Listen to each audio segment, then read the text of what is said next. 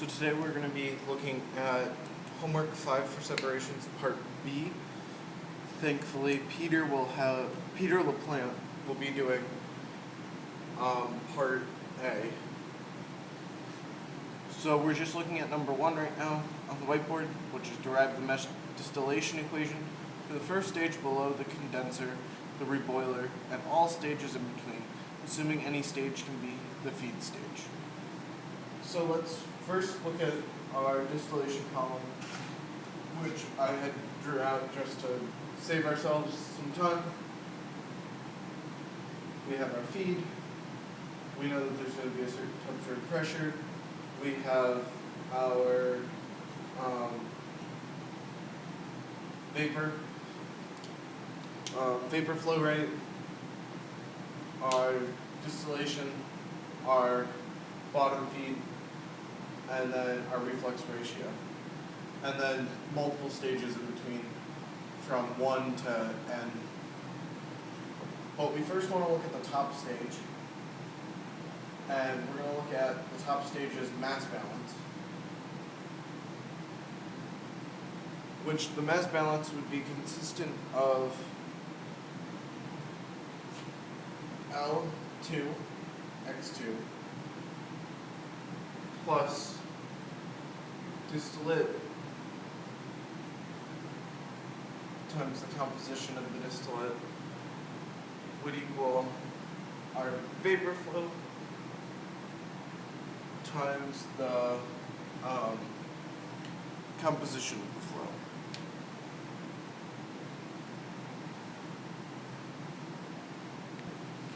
We will also need our equilibrium, which I'm going to abbreviate as EQ, which would be Y1 equals KI XY, all of it equal. And then a few more things that we would need to know, which this is for all stages with the summarization of y will equal 1, and the summarization of x will also equal 1. And this is for any components starting from 1 and going to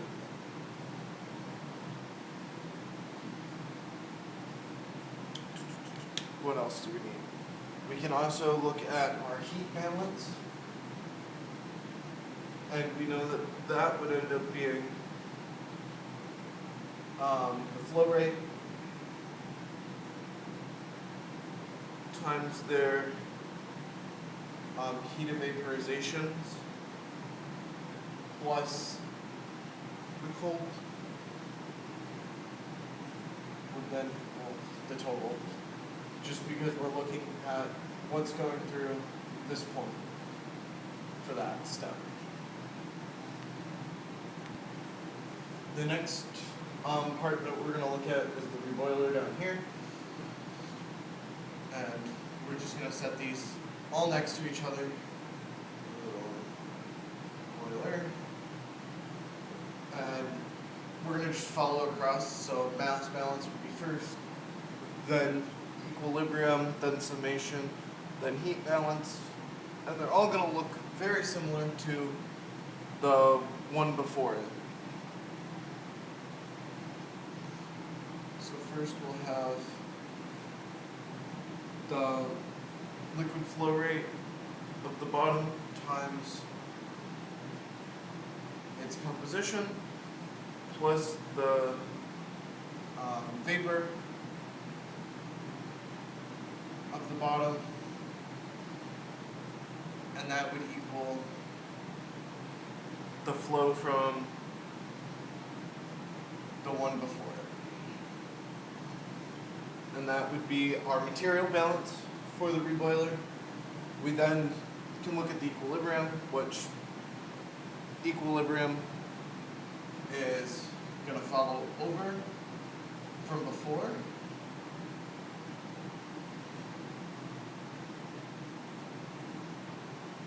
because that would not change throughout all of the stages. Same with our summarizations. But it would be, the only difference with summarizations would be y of n plus 1, I believe. Or no, it would be the liquid stage would be n, and the vapor stage would be n, while the liquid stage is going to be plus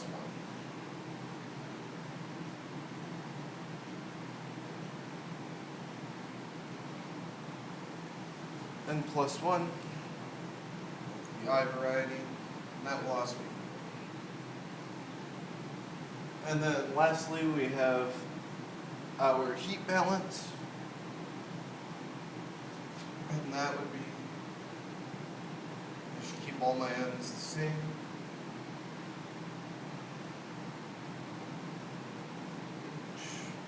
R from reboiler, the heat from the reboiler. And then this would be equal to,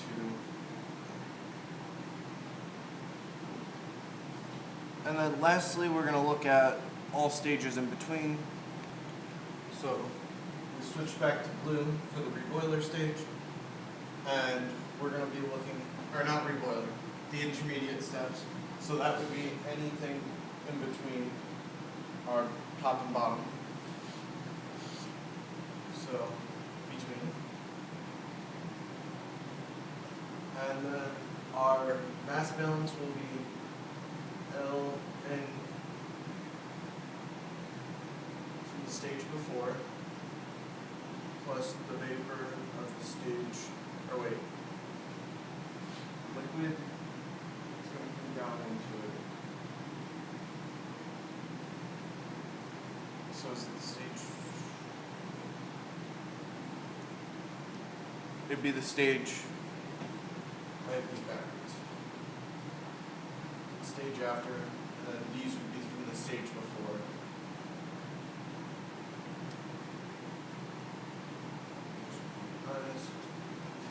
And then that would give us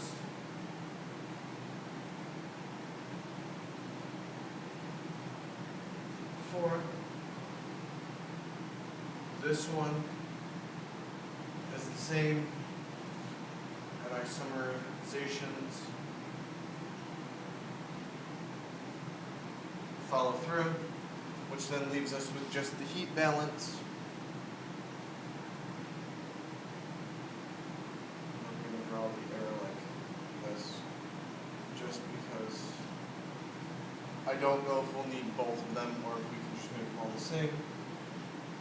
Yeah, and then our heat balance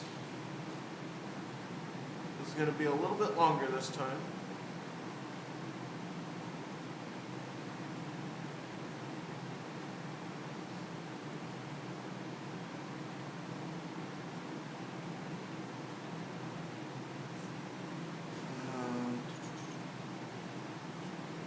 Or not, right? That's heat of vaporization. Plus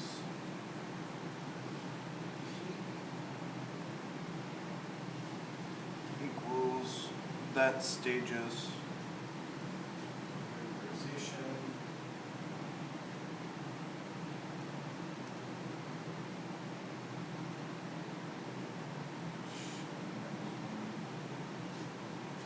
I believe. Let me double check everything real quick before I keep moving on to start to manipulate these equations to get what we need. We're gonna jump back to green for one more stage, just because I feel that we should talk about the feed stage. I'm running out of room across this board, so I'm going to put it here, and we will label it with mass balance with equilibrium, sun and heat. With everything else that we had, the only thing that I changed while it was off was I flipped this V and L's because I put H subscript N subscript V. Instead, I flipped them to make them look more cohesive with everything else. But for our feed, let's get the easy one out of the way, which is equilibrium, because we know that it's going to be the same. Or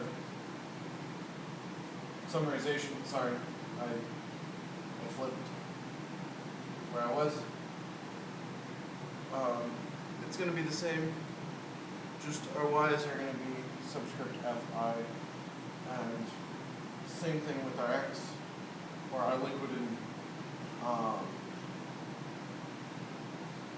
liquid and vapor concentrations will all equal 1.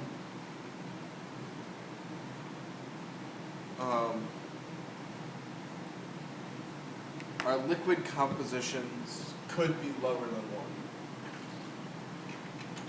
1. Actually, because it's our feed. And our feed may have something in it that, or for simplicity, we're just going to put equal, unless that affects down the line. I don't think it will, though. Equilibrium. It's interesting in how it looks really familiar.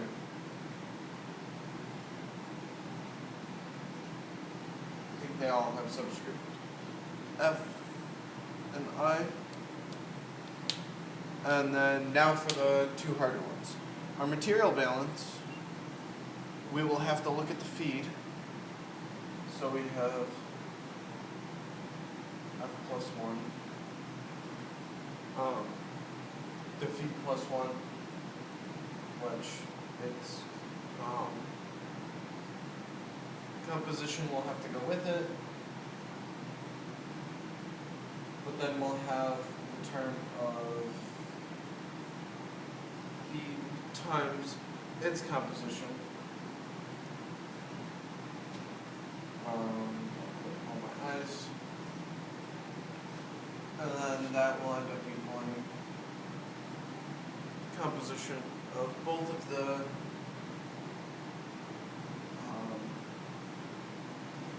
liquid and vapor. And now heat, where heat will be just the heat of the feed stage plus the liquid.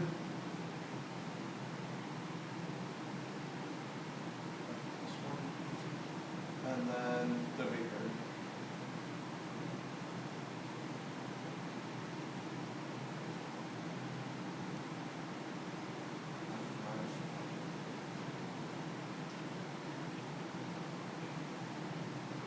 Or the vapor stage would be the vapor of the feed, wouldn't it? I'm going to underline it and we'll come back to look at it after we write the rest of this. And then this will equal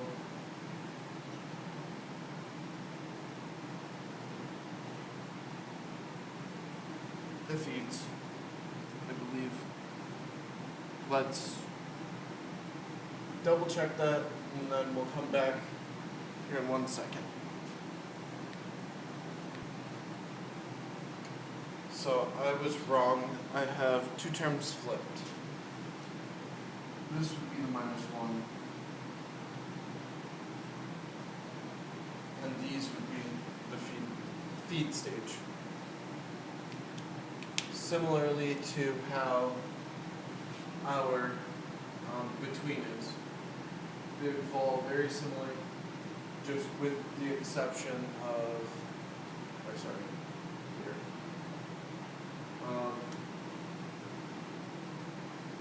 Or no, those would fall in line with how they should.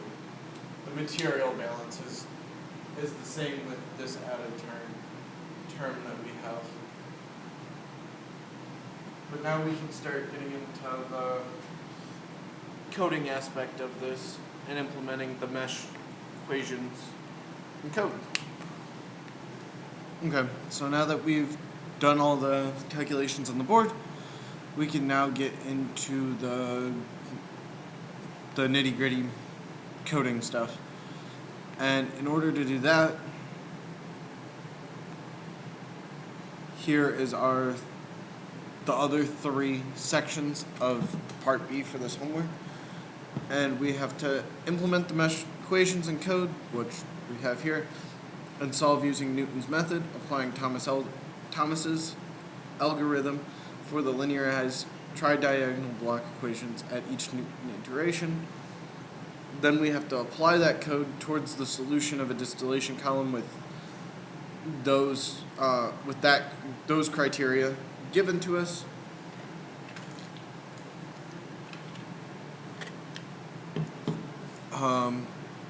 And then we have a reflux ratio.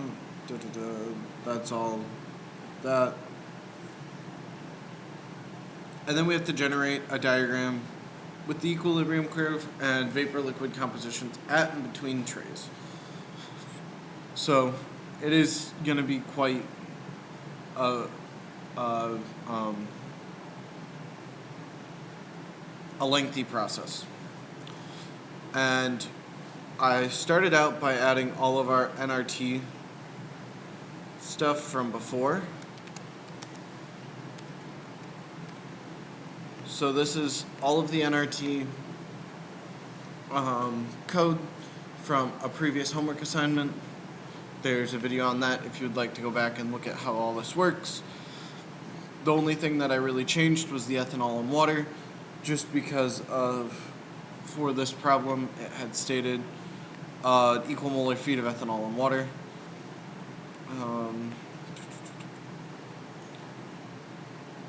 But I think that's it that I changed. Everything else is just directly copied. Yeah. So I think that we're good to get started.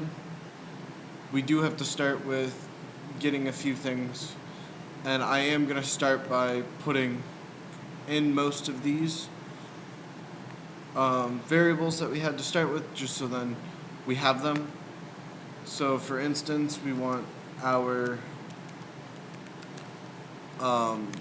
compositions to be 0.5 and 0.5. That is something that we know because it's an equal molar solution, or equal molar feed. And then we know that our condenser, our flow for the condenser is 2, so we can do that. It's 2. That's not what I want. I want that. We'll need the molecular weights, so we can use, I believe this is the correct one. I believe that's correct to get an array of molecular weights. We will also need our dew temperature from our function above from the NRT assignment.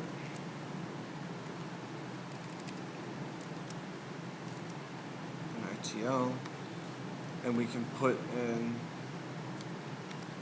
Z and P.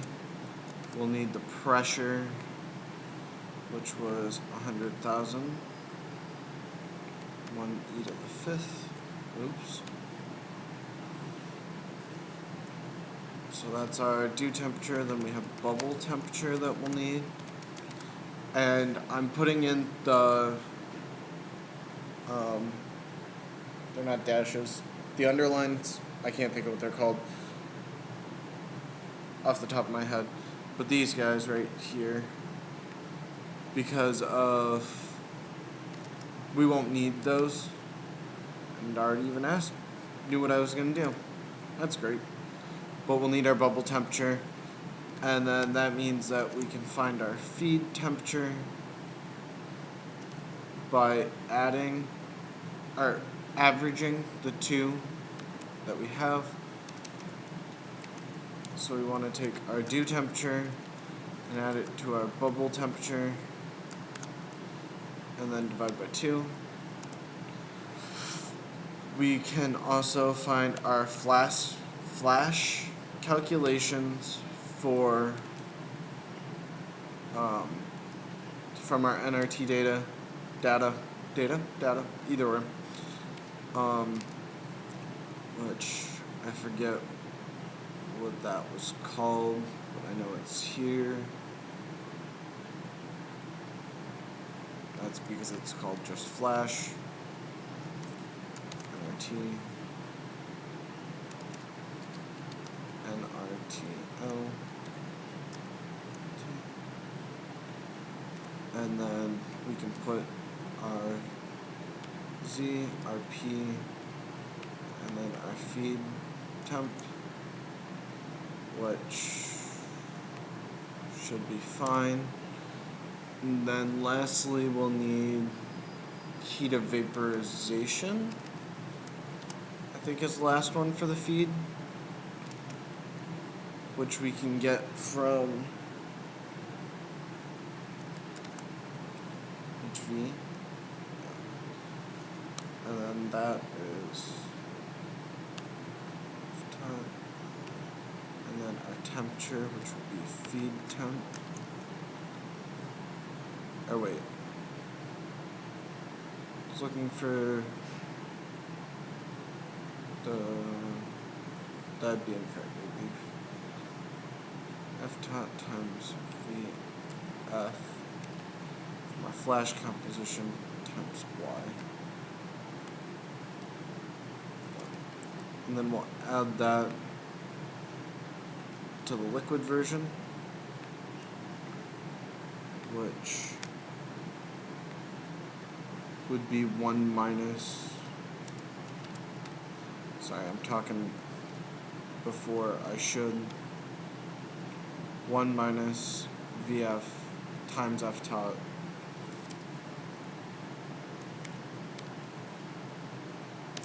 times X, feed total, feed flow, times that, yes.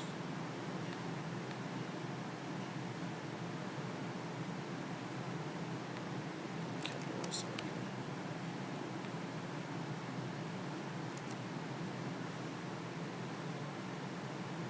Cannot interpret 0.5.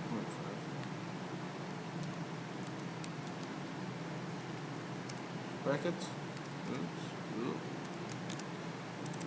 Oh. There.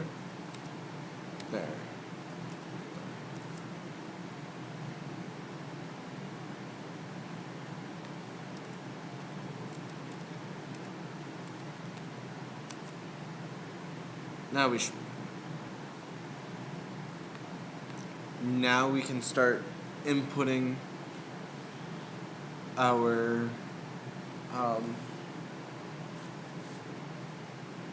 equations, I believe. Okay, so we can get a start, but I did miss a few other numbers here.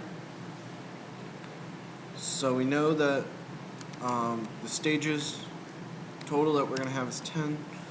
We know that the feed stage is going to be the 8th stage. And then our reflux ratio was 5. And there was one more. I thought there was one more. Oh, our distillate flow is going to be 1. Well, and with that, then we know that we can find the flow of the top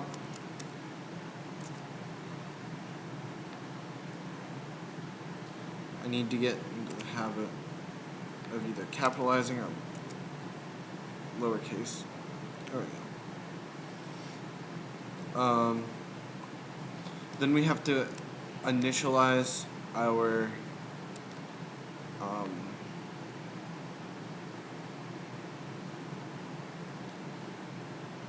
I can't think of what it's called.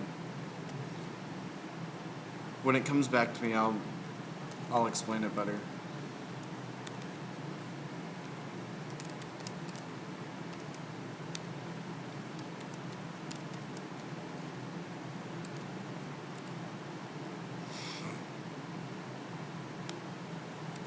I don't need both parentheses there. And that's supposed to be an S.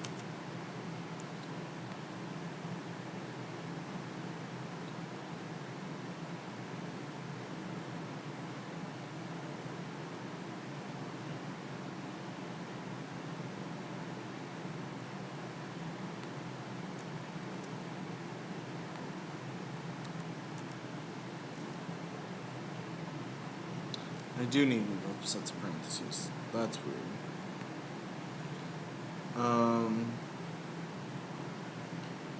But we'll also need to initialize that, which gives us our initial matrix. That's the answer I was looking for. Oops. Then we need to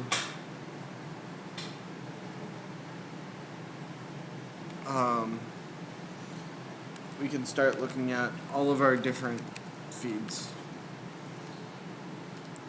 So with the rectifying, we know that this will be R times D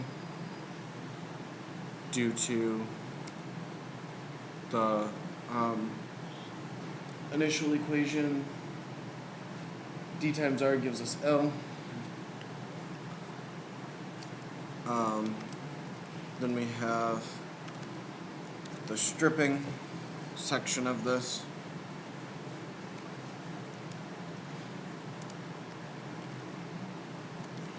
Rec plus F tot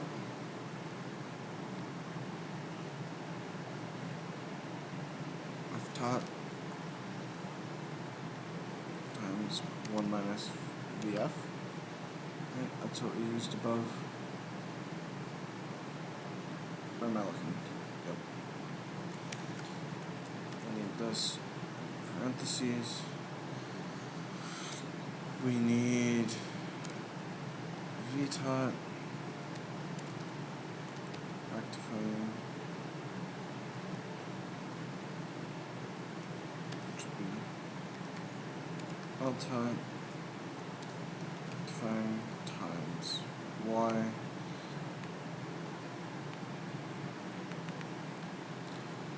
and then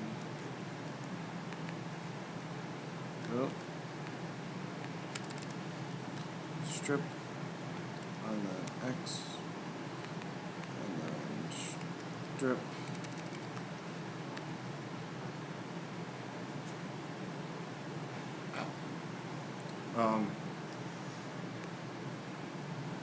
it's not that simple. The stripping section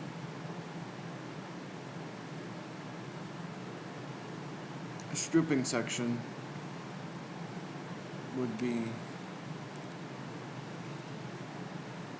of the rectifying section minus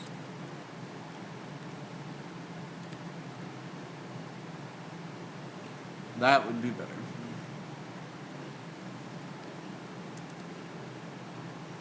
Now we can start to put these in their homes inside of the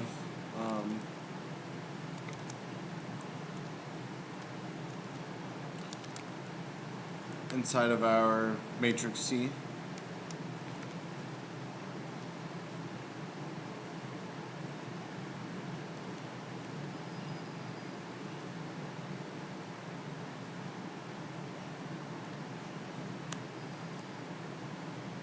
what am I doing?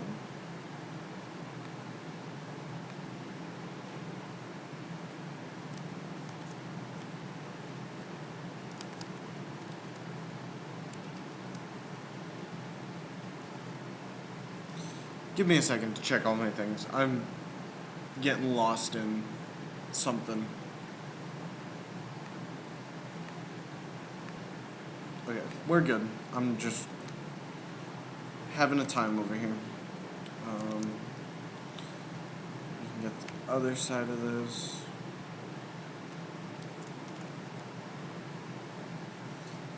This should then equal stripping section times x. That's what I was thinking about earlier. And then we need the last section of this portion to be the bottom.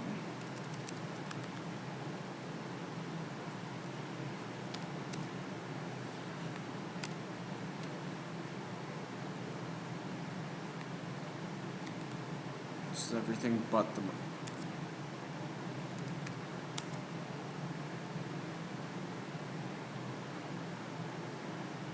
So we filled the first two rows. That's good to know. And then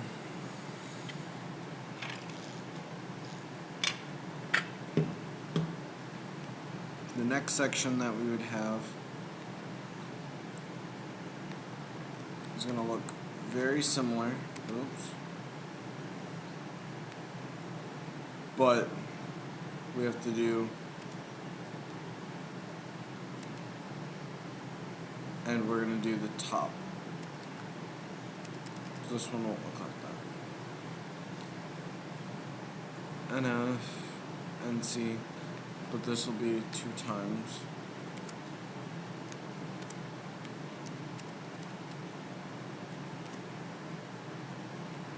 And then we want this to be nothing.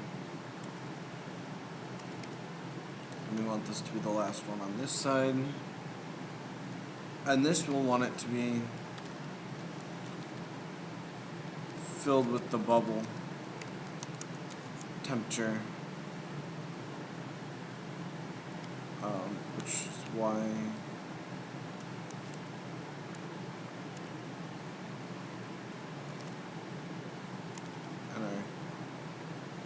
NRLT, NRTL.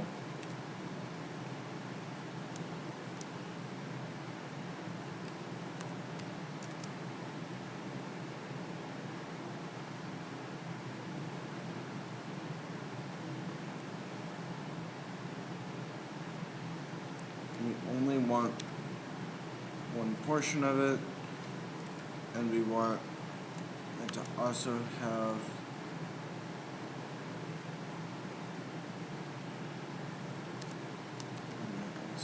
TL.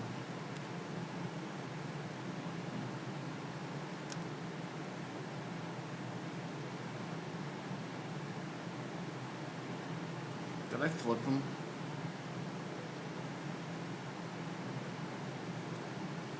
We'll find out.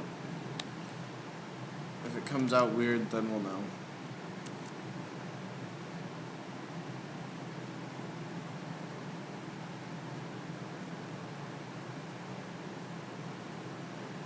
Give me a second. Okay. Oops.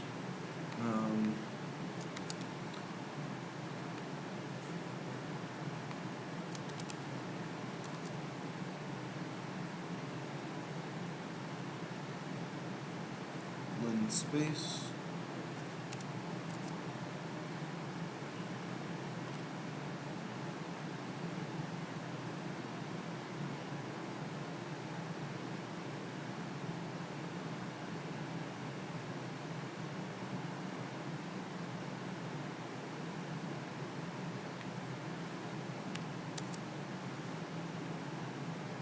There we go.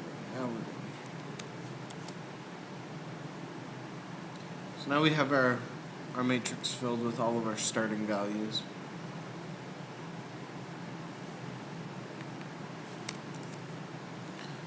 Now we need to get on to each stage, which is where we'll define each one to solve for systems of equations for us to then spit out what we need it.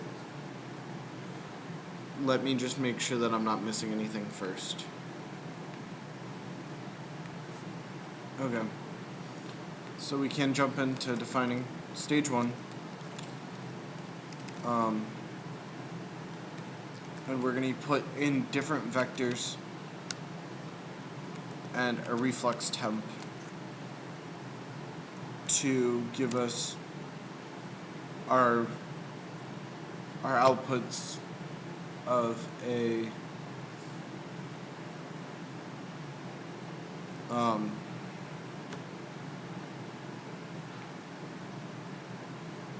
you'll see. It'll make more sense as we go through. So we have T and T2 because we want to split our vectors into different based off of their temperature. We just want to pull the temperatures out of our vectors. So we'll have the first vector and then the second vector.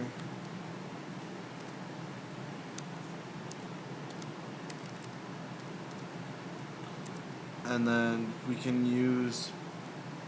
we'll need our flow rates for the first, and then our flow rates for the second, which I can probably just copy it after I write the first one, so I won't do it like that. Jacobian split. Vector. We want just that last, or everything but the last value. And then we're going to split it into both. And then we can take this.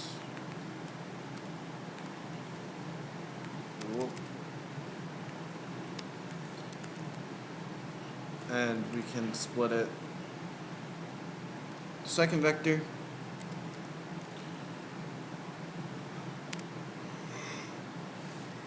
Find our x and y value based off of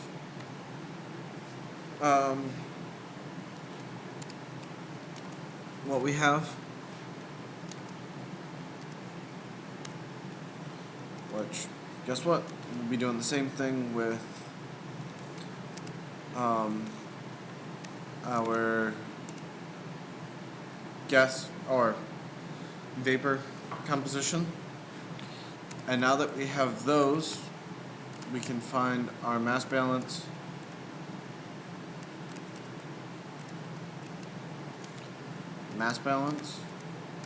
our equilibrium, and our energy balance. So our mass balance is going to be very simple because we just have to add F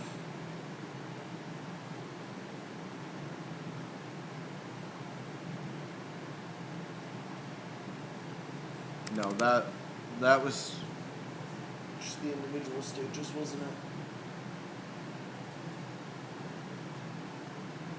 it? Yeah. I want to pull out V2 plus the reflex times that times Y. Right? And we want to subtract it from both of the other ones.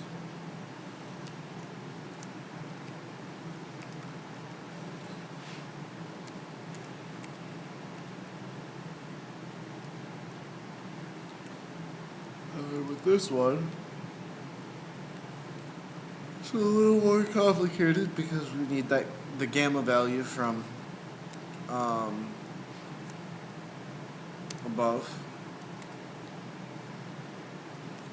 which I believe the X and the temperature values go in that. And then we'll need PVAP, which we're all familiar with at this point, to get the heat of vapor, or specific heat, I believe is what it is, or heat of vaporization out of there, which Jeez, I'm all over the place today typing. And then this one, or no, I was right, heat capacity. This is heat of vaporization.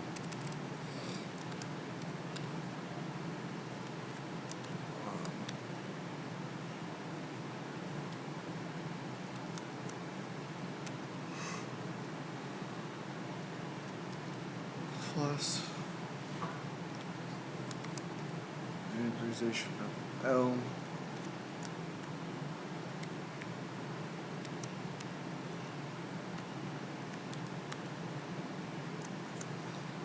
put reflex T in for that. We'll have to subtract the heat of vaporization.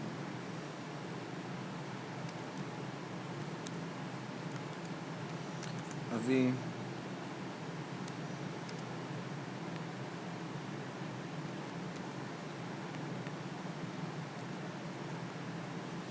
And then subtract that, the liquid 1, 2.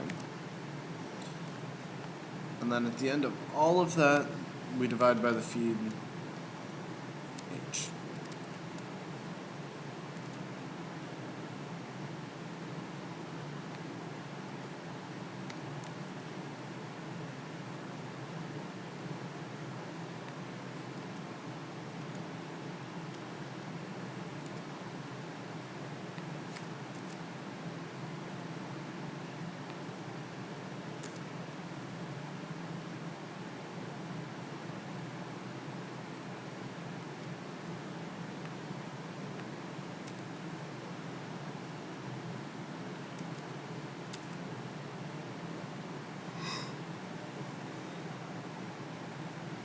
There's stage 1.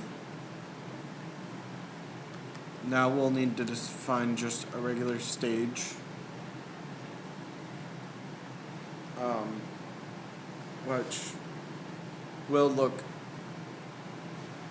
very similar. So similar that I may just steal Rec 1, Rec 2, feed, and feed, or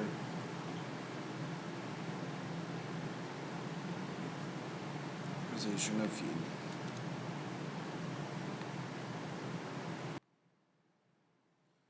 And we'll have to keep moving through this here in a little bit because it's lunchtime. Okay. We're working on just a regular stage. So the top half of this, I'm just going to copy over because these will be the same. This is the same. This would be the same. We'll need to add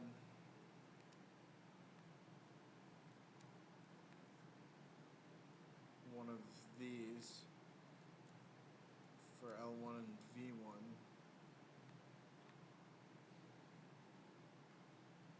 Which would be for vector 1. And then we'll have T1, T2, and those would get split up into Vec1,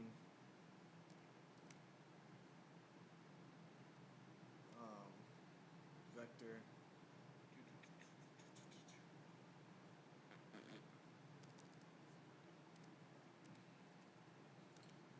MB, and molecular balance for this one, where I mistaken earlier was going to be this.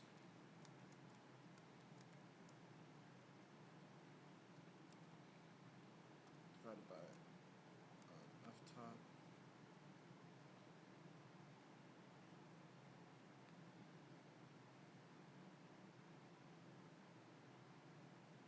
I don't know what I just did, but we'll come we'll look at the answer. F is not defined. F should be defined.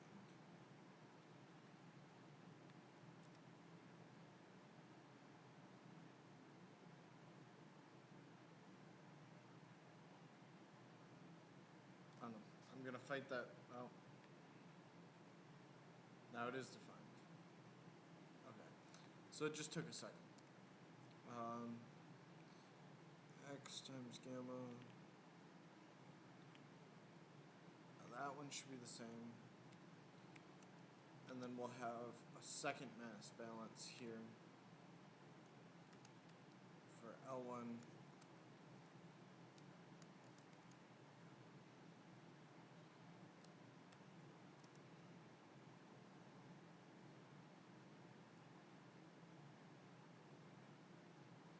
Or no. Second mass balance is for N. This would be still an energy balance.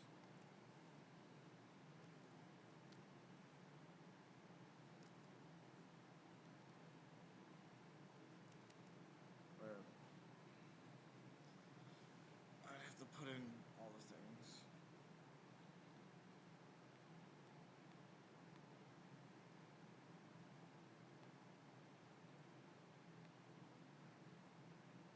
I'm going to take this to adapt.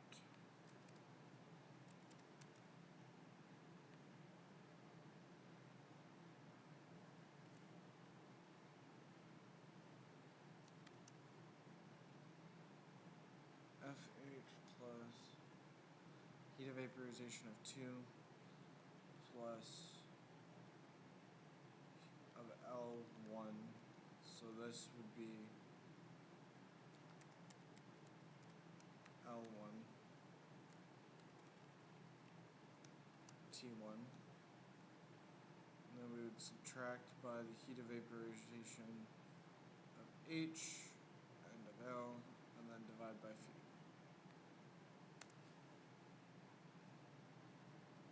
And I'm just now realizing I forgot to return, but the return on both of them is going to be the same.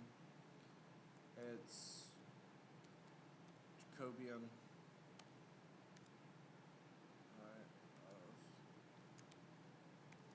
MB EQ EB of all of our equations. And thankfully, it's not much more work to do because I can just copy it up to the other one.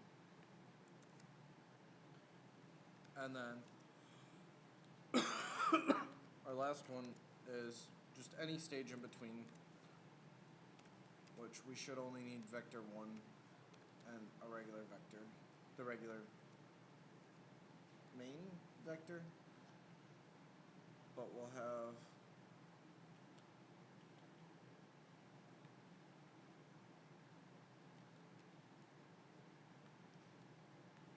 this would be T1, or to keep the same exact, like,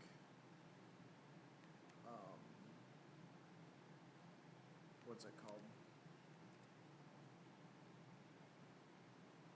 To keep the everything the same. 1, 1, 1. Regular this. X, Y. And we have mass balance, which will equal L1, 1 minus V minus L.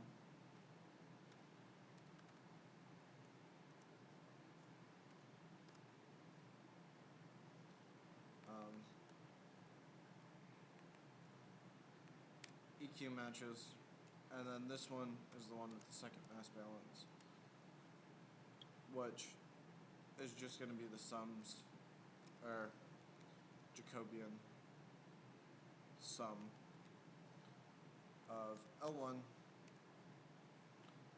minus the Jacobian sum of V1, or V.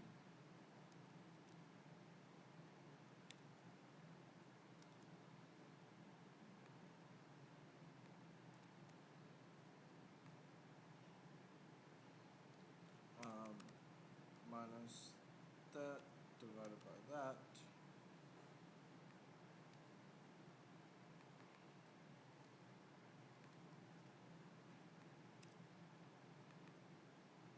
And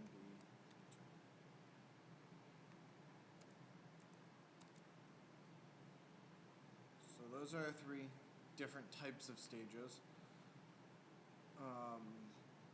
I don't remember what's next though. So now we need to use Jack's Jacobian to linearize and kind of make sense of all the things that we've done so far. So we're going to do that really quickly, which Jax.jit and then Jax.Jacobian. And then we would put our stage one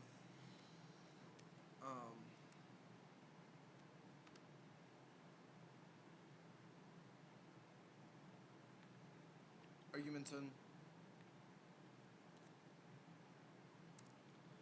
And then we need to do this for each stage. So it's stage 1 stage and then stage n. And then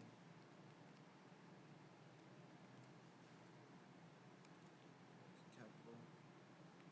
And this one will have all three portions of it.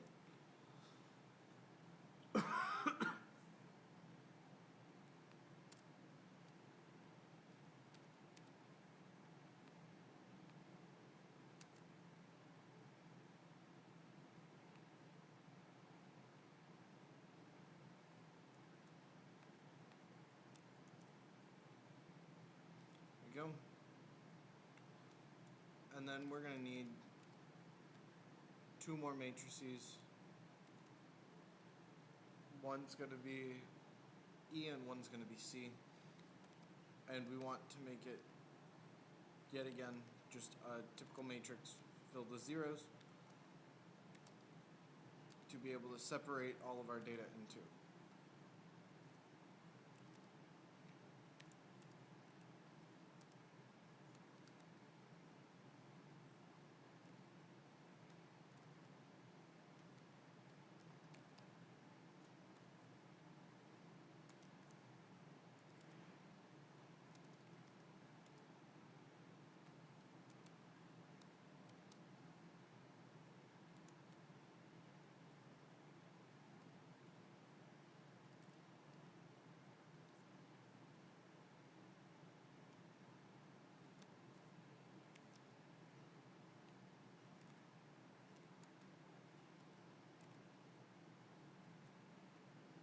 Those are fine.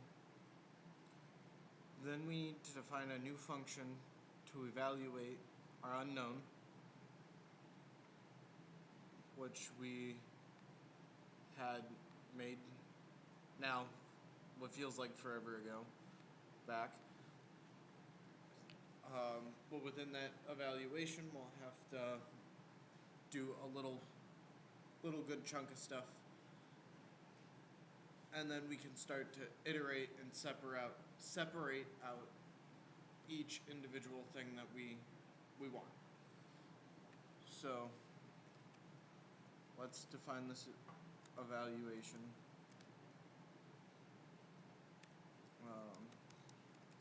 For our UNC. And we'll start by splitting back out our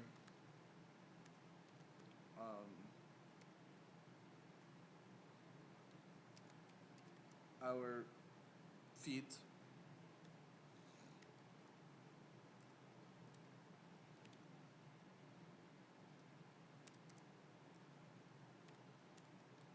We'll also need to find our y value.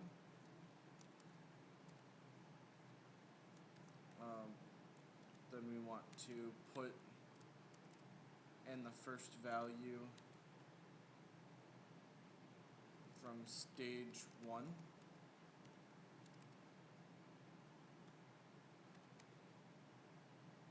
So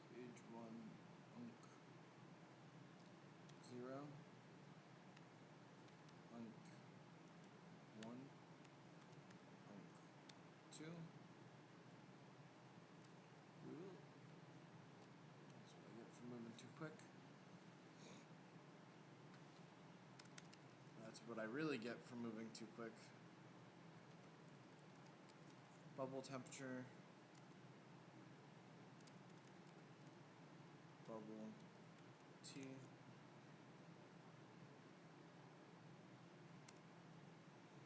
and we'll have to put our Y and P in, which are defined above. We only want the first thing out of that. And then we need a for loop to be able to do this, to go down the line until we hit NF. So we're going to make a for loop with a conditional statement, I and range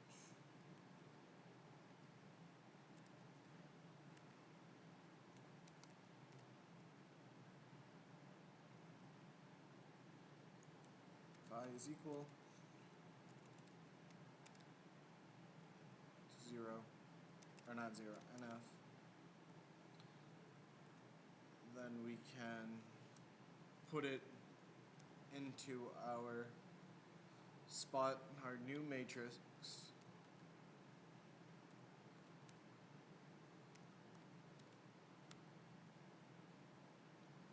and push everything over.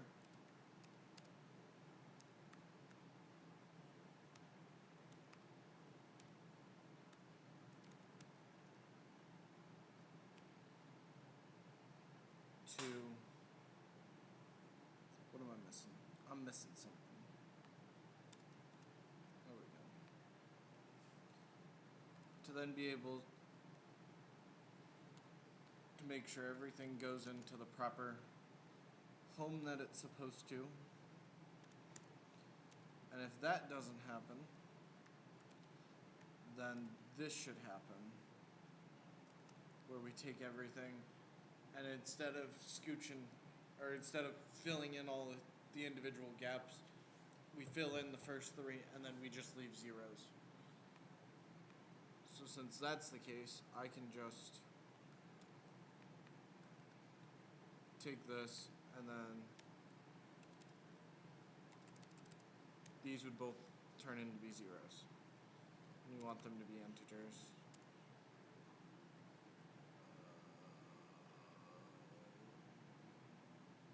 Stage 1.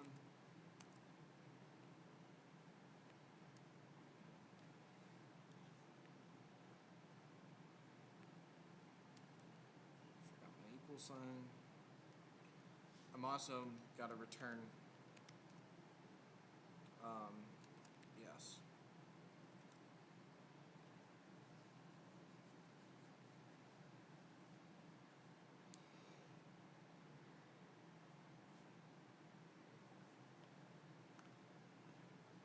And then we need the normal evaluation for ES.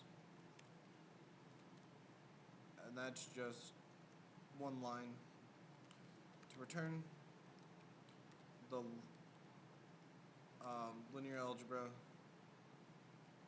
normal distribution of eval ES unc.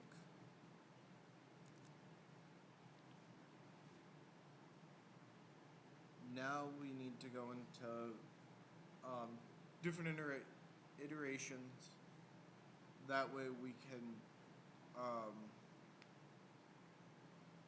line up all of our values where we can see the change in the change over time in our unknown, or as I've been calling it, unc.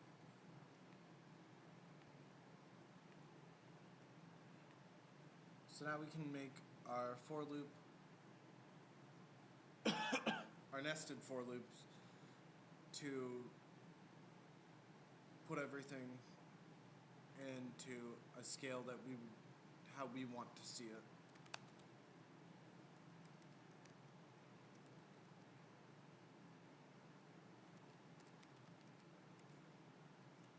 We'll do a range of 25.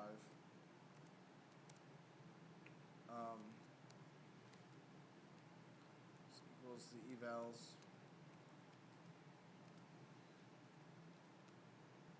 We want to make sure that we print each evaluation that comes through, so we know where we are along in this loop, and also with the norm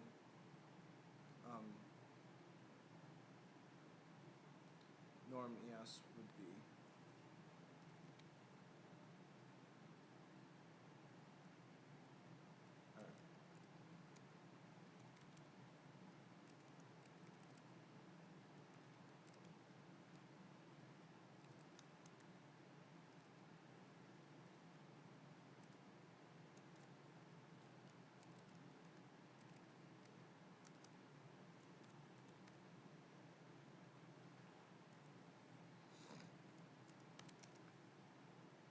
and then we want to see if it's higher or lower than this number, because we don't need to be in the loop anymore. So that will be the first thing we check for. But if that's not the case, then we will need to split up a few things throughout this, which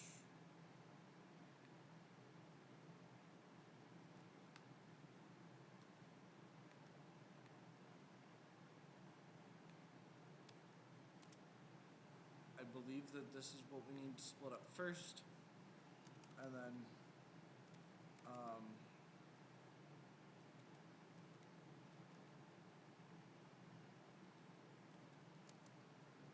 put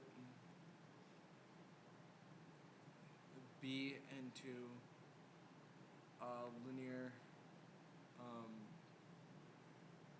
linear inverse matrix.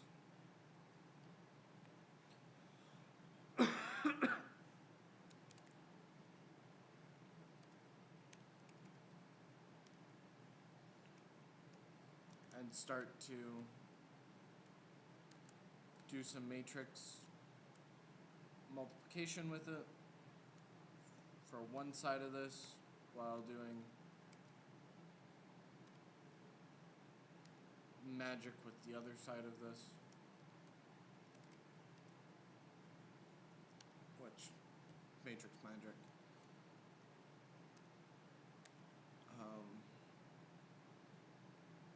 It's not gonna like that, is it? Then we have, with that, going into another for loop.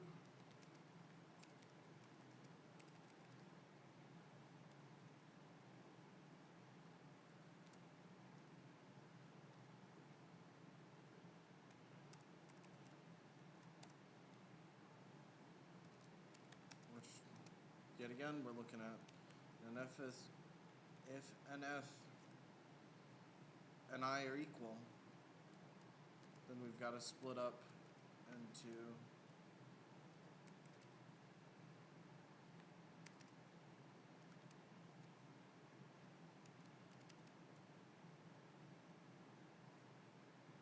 this one.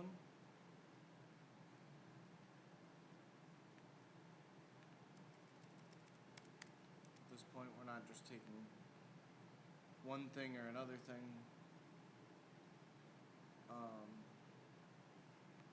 but it would be stage jack, I believe.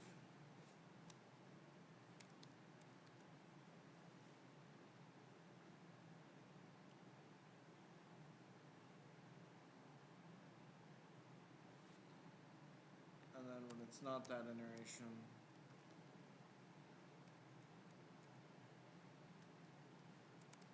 we know that it's the end of it. So we've got the zeros again.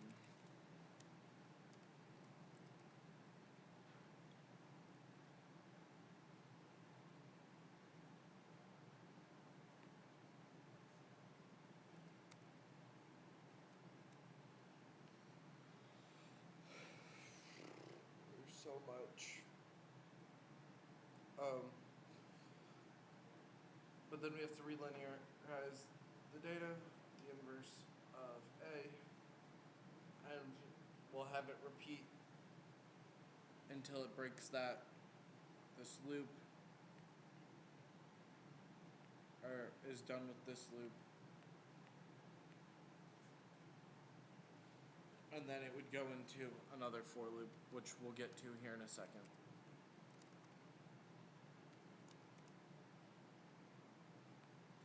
Well, here, we'll do it this way.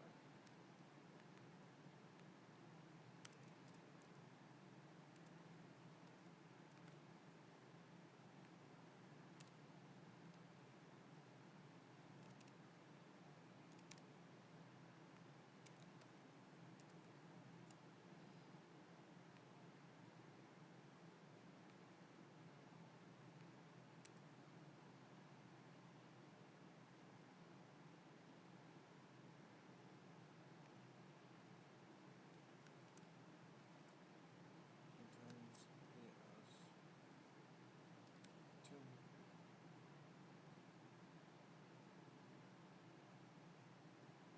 And we keep moving to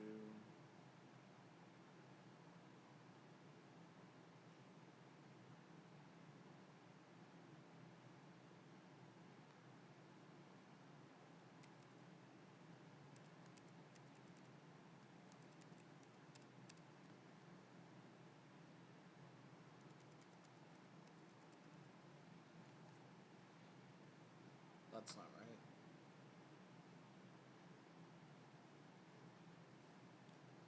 I think it's just -1.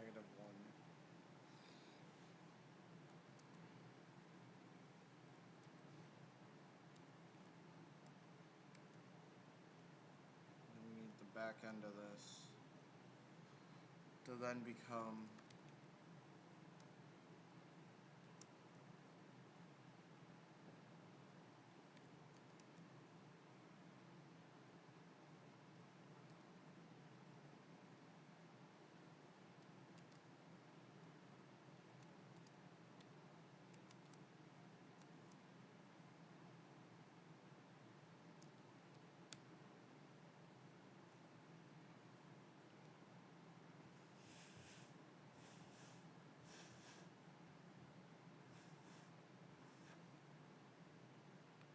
that.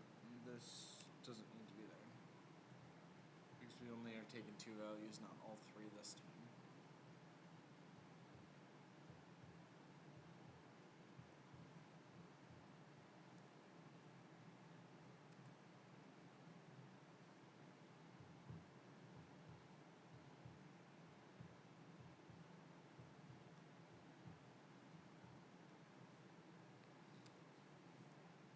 And then we're gonna find the difference in between everything by making another 0 array.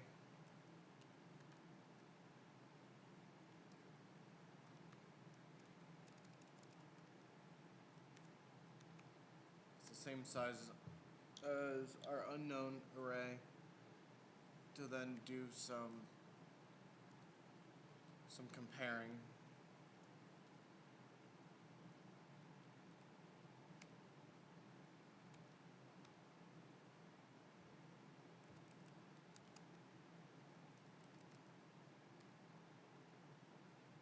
I believe.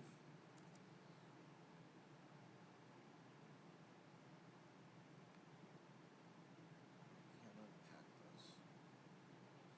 But we'll come back to that. I was just seeing if it liked where we were so far. Clearly it doesn't, so it's going to be a lot of guess and check. Probably go back and look at something, make sure that something's right here versus something wrong there.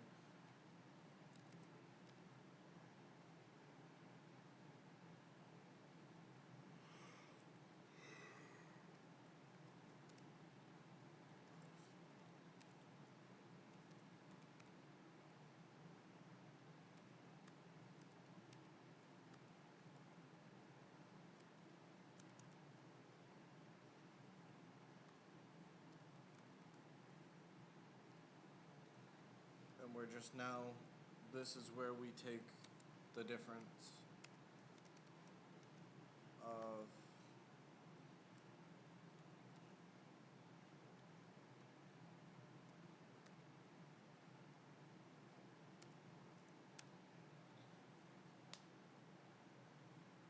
so then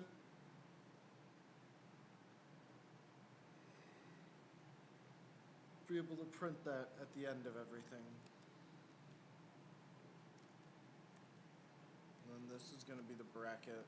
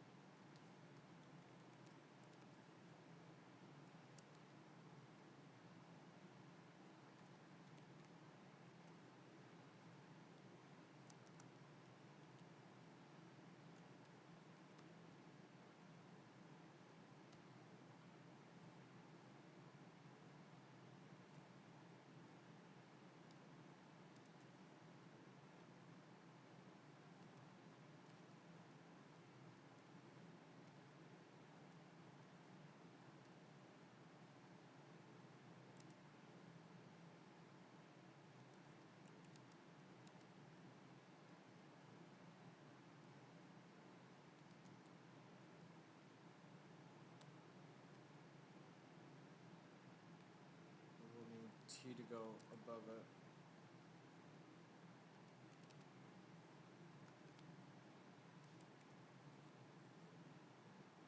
Minimize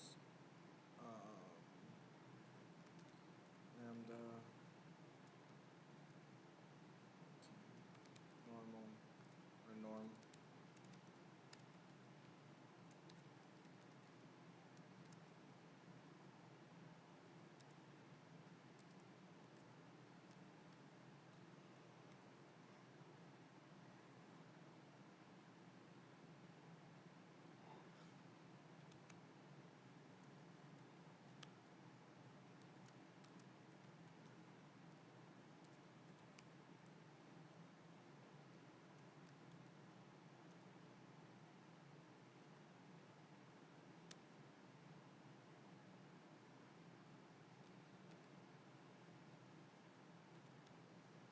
New unc will be equal to the old unc plus the delta unc times T.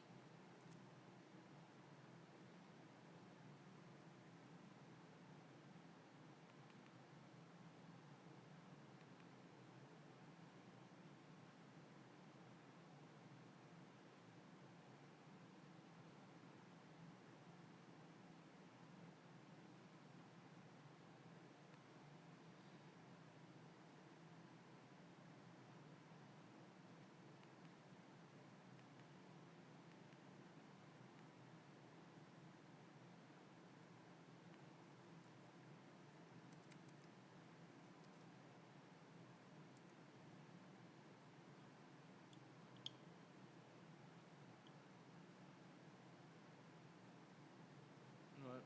I'm just gonna pause and come back when I have the answer. I just forgot that this was supposed to be Jack.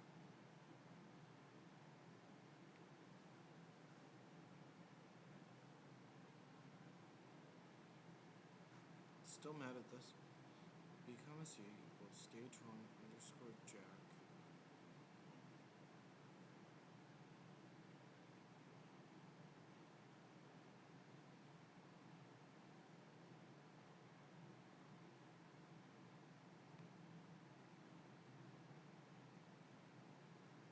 I don't know what it doesn't like.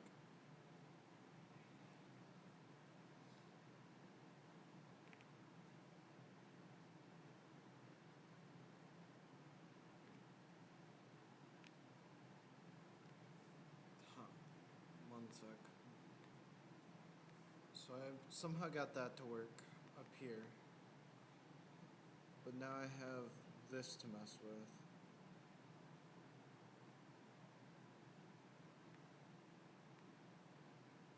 Oh, missing argument?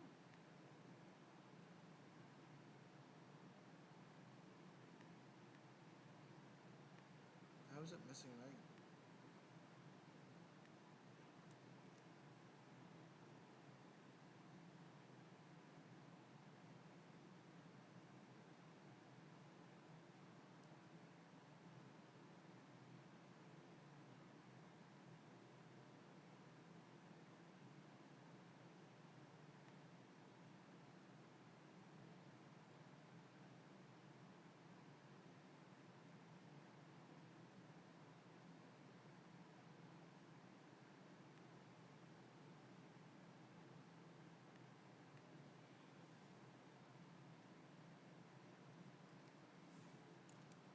It's supposed to be stage M.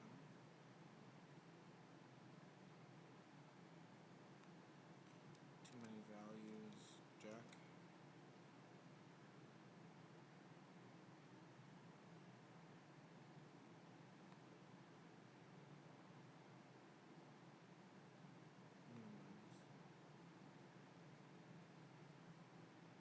Scalar.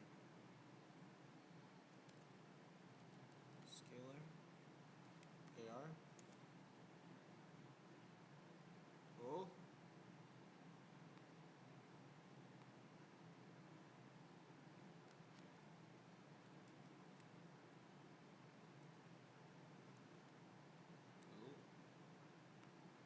That's not what I wanted.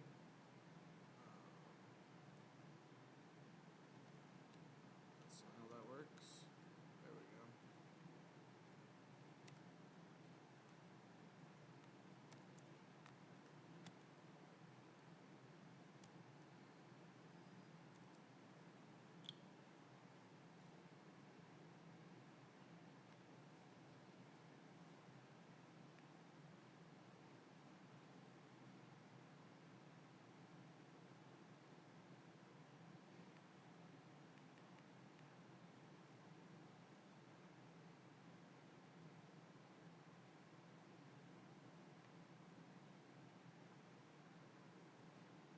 It tells me that it's a...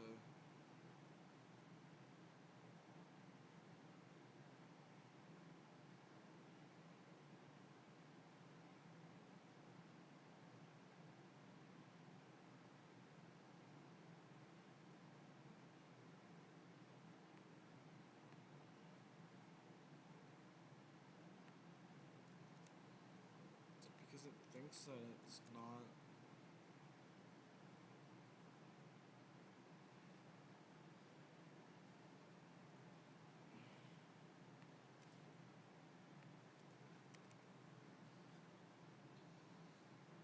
Why is it mad the bracket's not...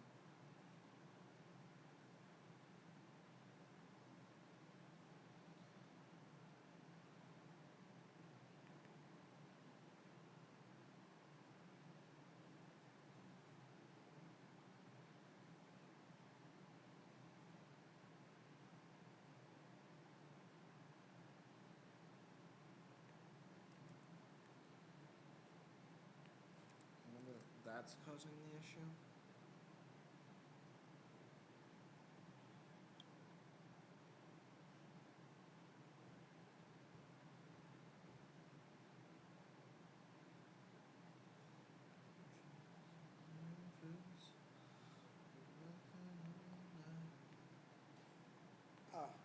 All I had to do was go up to the top cell where we imported it and rerun that cell. So now it's running the for loop, and something tells me that there's something broken because it shot out the first iteration, but it hasn't kept going, which means I'll probably have to go back and look at it.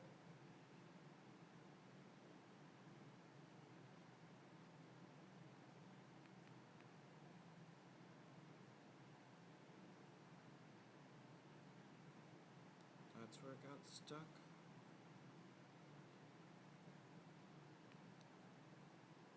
Splits out the first one quick, and then it gets stuck here.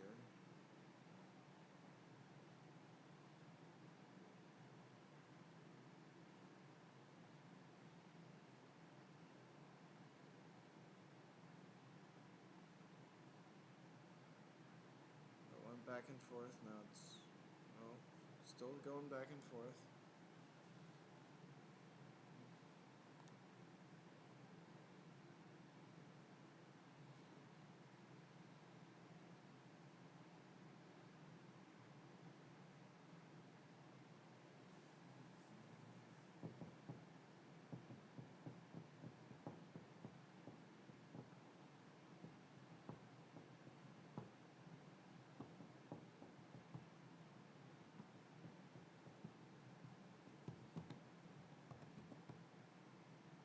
Okay, I think it's a safe bet to say that it broke somewhere.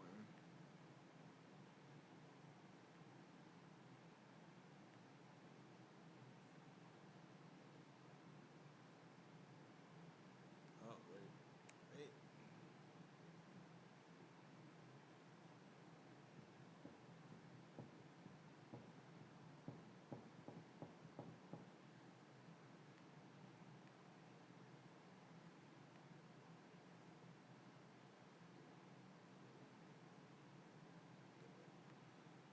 Let's interrupt execution. Run all. Let's see if running it from the top does anything. The first number I believe that I'm looking for is 2.33.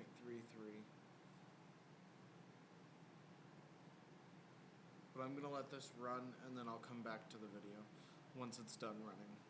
Okay, so now we see the first value. It was about 20 seconds afterwards, but I'm going to let it keep running and we'll be right back. Okay, it's been now a few minutes. I don't know if you can see the time on my screen. No, I don't think you can.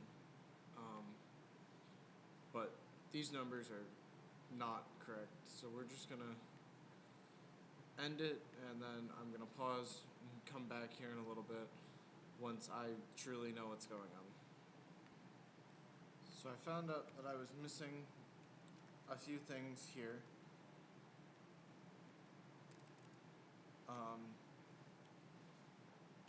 I thought I typed them. I guess I didn't. It was, yeah. But this should give us what we want as far as getting the right numbers.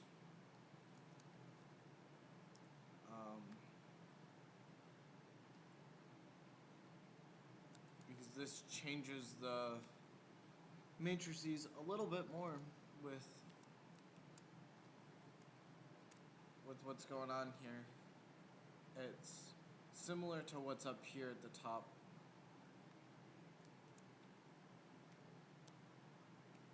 But still a little different.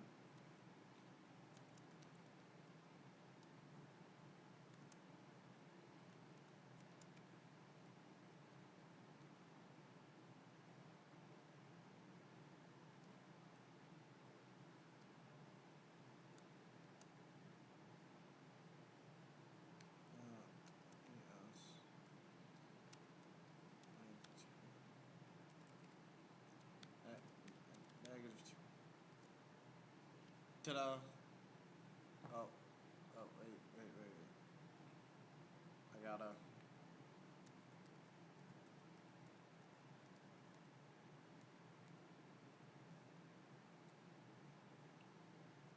run it from the top again.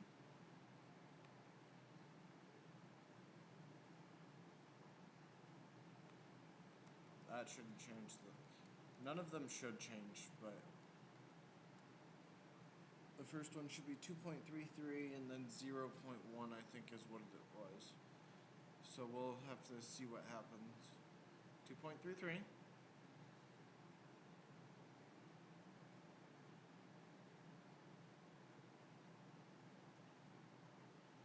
Our T changes. And it's still recording, so that's good. Afraid I'm gonna run out of storage from this video.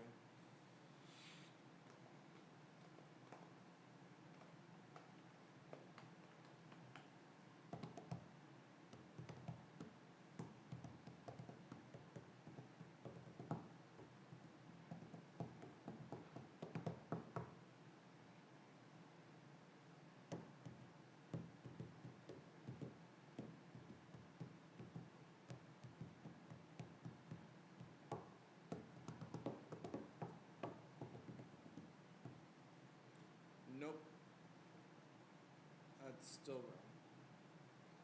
Okay, we'll keep digging. Okay, I did not bend the issue. Maybe I did.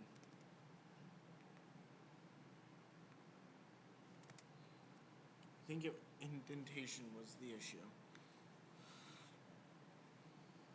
233.119 is the next one. And then if I know that I have both of those, then I'll let it continue to run, and then we can check. I can check with the solution.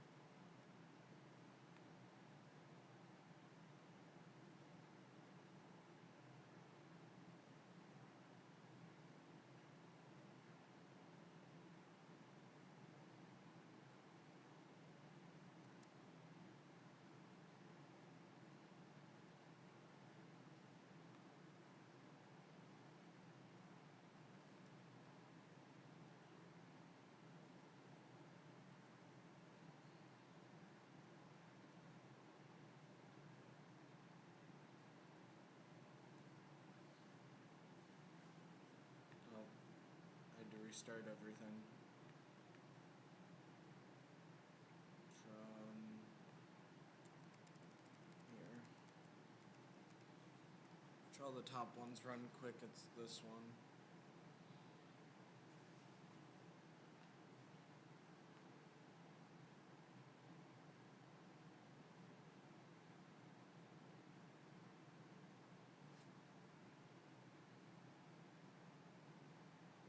Oh.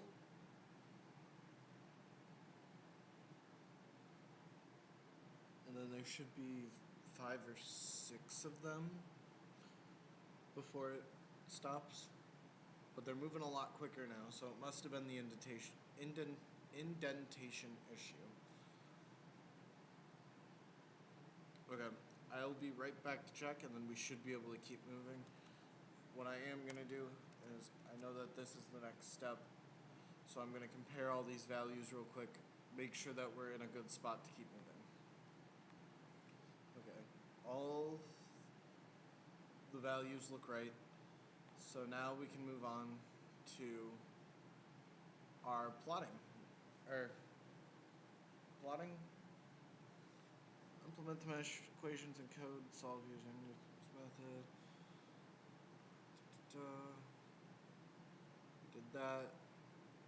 We did that. Further assume that the distillate reflects the saturated liquid temperature. Yeah, so we're now getting ready to start graphing, which is awesome, because now we're on the last part, we're on the final stretch. But we need to split these values up, and I think it's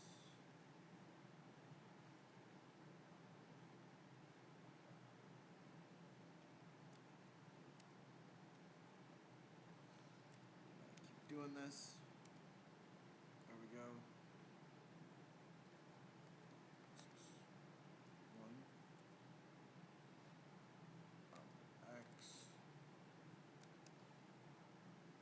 1 x, because we're making an XY diagram, so we need to pull out of this guy X's and Y's. Sum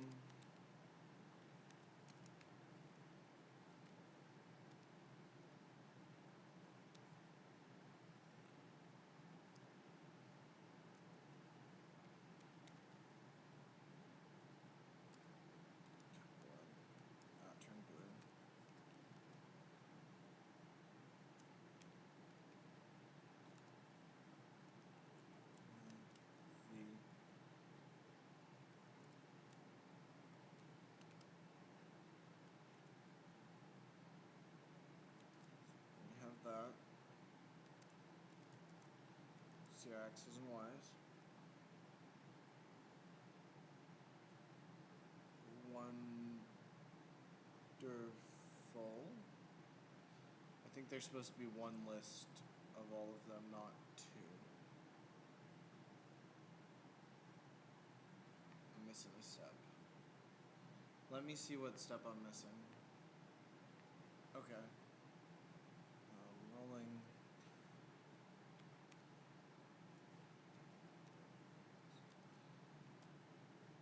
And this is just going to separate them into one column. Or one. Within the array, it won't be left hand. It won't be a. I forget the name of it, but right now it's currently an array inside of an array with the or arrays inside of an array. So you have your giant array, and then you have one set, one set, one set, one set, one set. So this will then split it, I believe, to split it all up and just pull the x values and y values out that we want. And then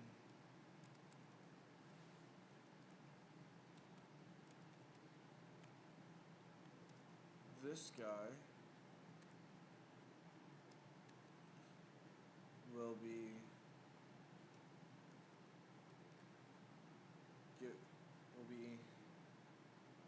taking all those values and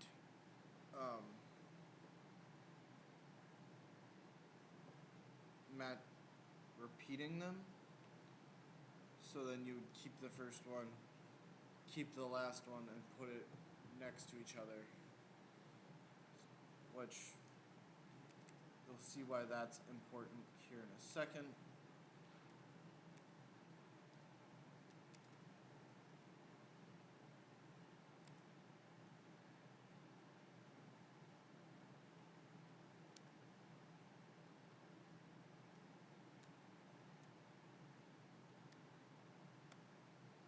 So first, last.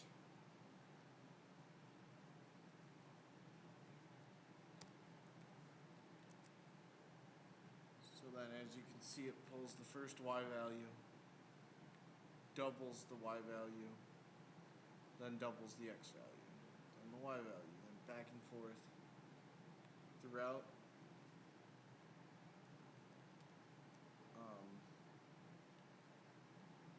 And now we can do the same thing for the y side of things.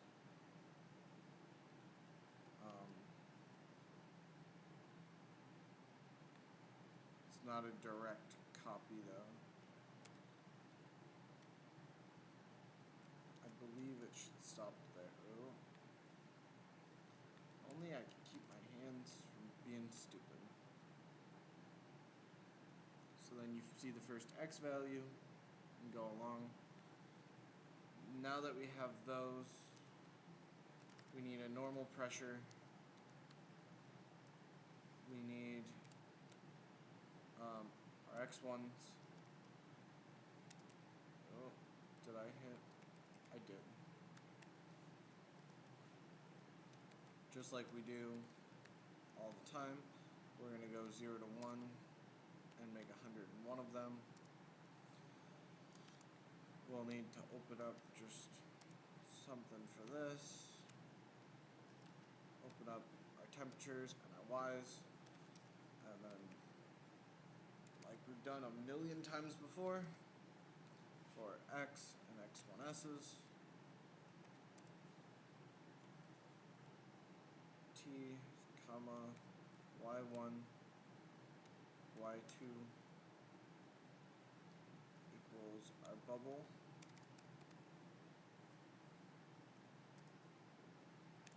and then we're going to put NP array of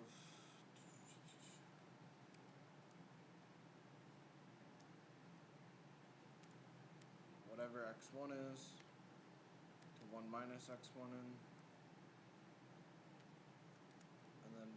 pressure, ts dot append t and ys or y1s y1s dot append with y1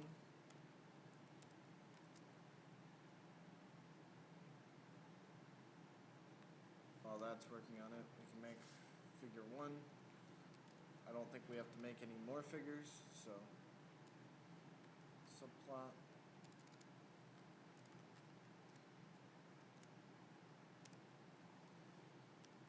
fig 1 dot add scatter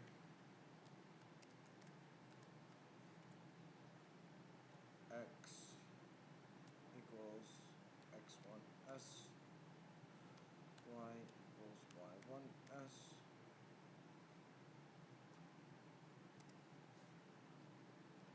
fig dot update layout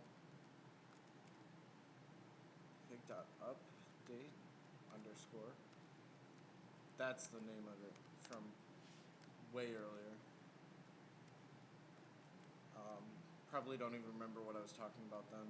Width equals, I think it's been 600. Height, we'll just make it a square this time.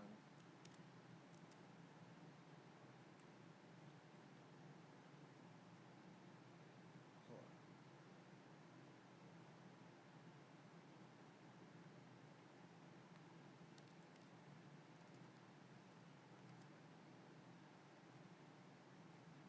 Curve,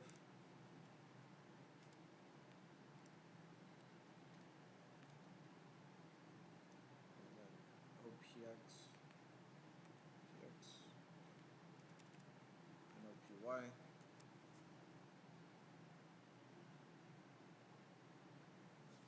What'd I do?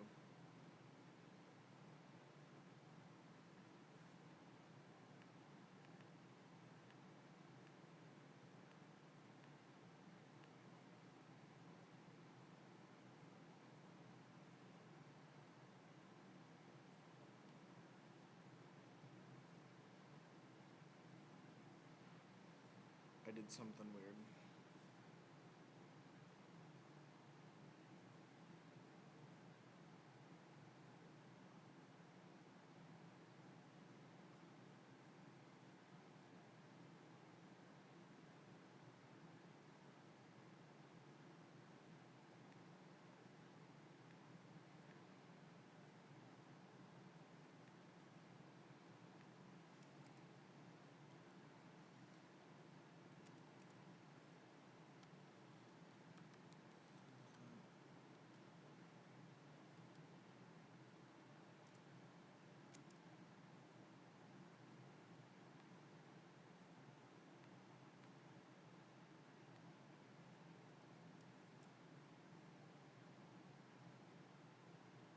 I don't know what's happened here. Give me a second.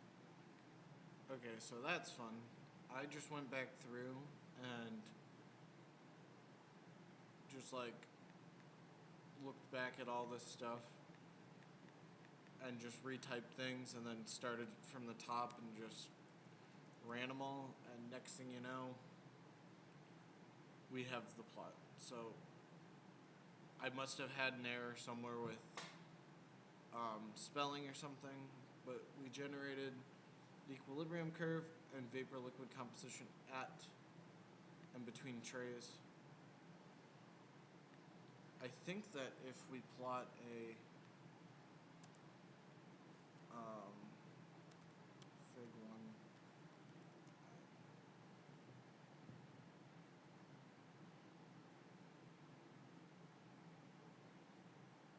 add, I'm curious now.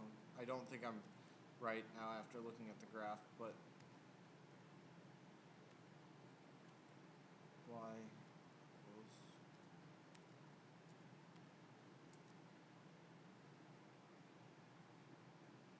okay, so no, I was incorrect. But if we took these points and found the slope and the y-intercept, we could then draw the equilibrium, or not the equilibrium curve, the line that they're writing on. But it was not asked of us for this homework. But this is homework 5.